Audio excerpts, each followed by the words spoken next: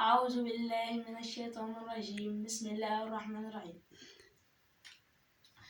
والطور وكتاب مسطور في رق منشور والبيت المعمور والسقف المرفوع إن عذاب ربك لواقع ما له من دافع يوم تمور السماء مورا وتصير الجبال صيرا ويل يومئذ للمكذبين الذين هم في خوض يلعبون يوم يدعون إلى نار جهنم داعا هذه النار التي كنتم به تكذبون.